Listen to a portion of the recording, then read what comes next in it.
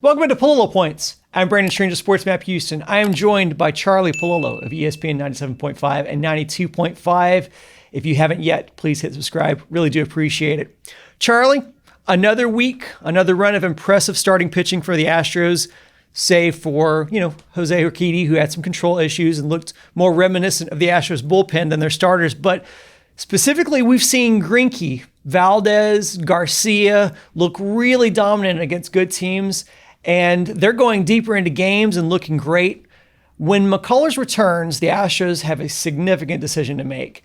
And on the broadcast yesterday, and subsequently this conversation rolled into social media, there's been some rumblings about perhaps a six-man starting rotation. Now, given baseball players and managers, they're wired to be extreme creatures of habit, so we doubt this would happen.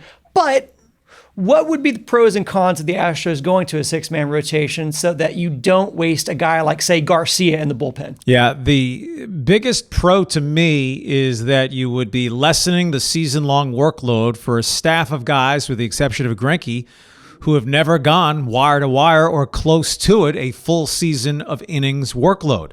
So if you were to go six guys over the course of a month, if you're taking a start and a half away from each guy every month, 2 starts per month, if you're knocking 7-8 starts off a season, in theory, you're taking about 50 innings of workload off of each arm. So to me, that's the foremost pro, especially if you're intending to play deeply into October and further extend guys beyond where they've gone before. But routine, rhythm, timing. Zach Greinke, with 15 years of, hey, when I'm healthy, I'm used to going every fifth day. The in-between throwing and regimen that these guys are on. And unless they are all truly equal, and they are relatively equal in that none is a true ace. So if the gap is fairly narrow, 1 through 6, that gives more reason to say, well, we can use the 6 guys and glean the positives from that. But if there is a drop-off, every start you're giving to your 6th best starting pitcher, well, it's taken away a start from one of the 5 guys who are better. So I don't think they go to the 6-man. Something we talked about in a prior episode was maybe the piggyback concept, where you have 2 starters to split up 8 innings and minimize use of the bullpen a day or two, a turn through the rotation. That you blow up the bridge to Presley if you were to have, say, Garcia go 4 and you hook him after 70 pitches and he's paired with Odorizzi on that day.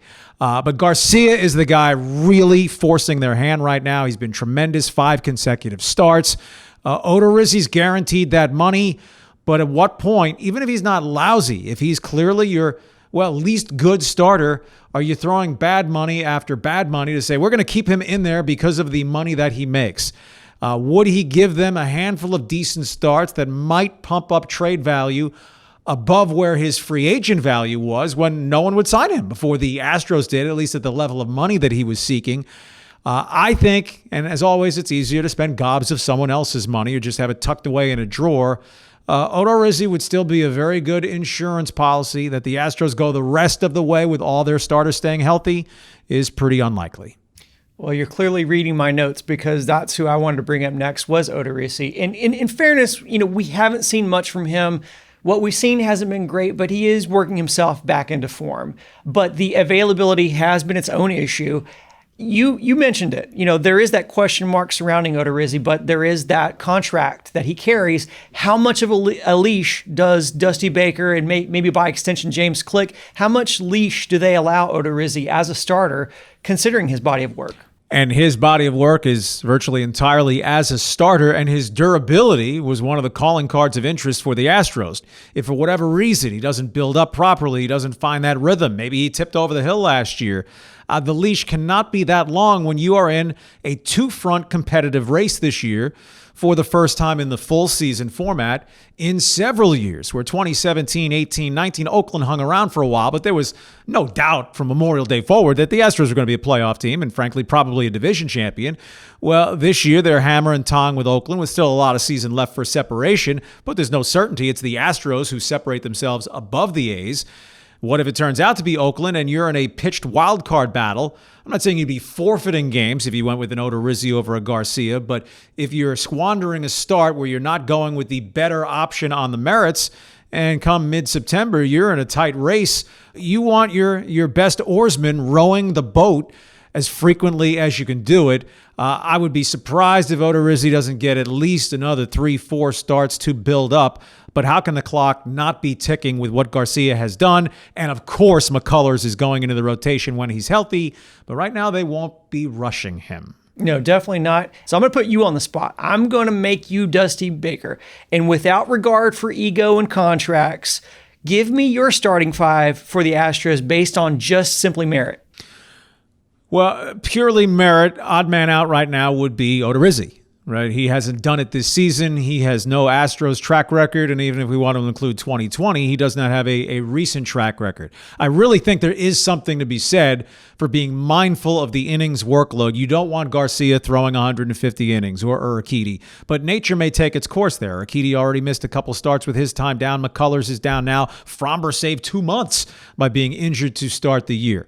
I think the mortal locks, failing injury or some other disaster, Greinke is in there, Fromber as the lefty and who was their best pitcher after getting established last year, and so far so good this year. I think Urquidy is not really bullpen adaptable, not a blow you away type guy. So there would be 3. I think they probably believe Garcia is more flexible a la Javier than Odorizzi would be. But if you're in tough races, you want your best 5 guys if you're going with 5. And remember, McCullers is 5 years, $85 million doesn't even kick in until next year. So I think it's between Garcia and Odorizzi, if all healthy, for odd man out. Let's go with O as in odd man for Odorizzi. If Garcia is going to continue fairly close, not even at the level he's been over these last 5 starts, where he hasn't given up more than 1 earned run in any of them.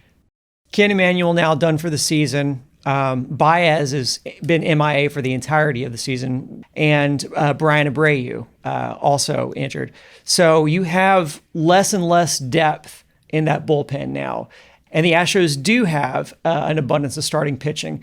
What is the likelihood that maybe one of these starters gets flipped for some bullpen help, or does that even make sense? I think Odorizzi would be the only one you would consider if you are the Astros for the financial flexibility. I mean, Garcia is really good looking and promising and performing now, and he's dirt cheap for multiple more years. Ditto Urquidy, ditto Fromber. So unless you are getting an elite closer, and even then, because starting pitchers, the sheer innings they work, and unless you're getting prime Mariano Rivera or somebody, trading a quality starter for a reliever, no thanks. And you have that option of piggybacking or moving one of your starters, even if temporarily, to try and fortify that bullpen. But if they trade a starter between now and the end of next month, I'd be really surprised if it's anyone other than Odorizzi, if there is much of a market for him.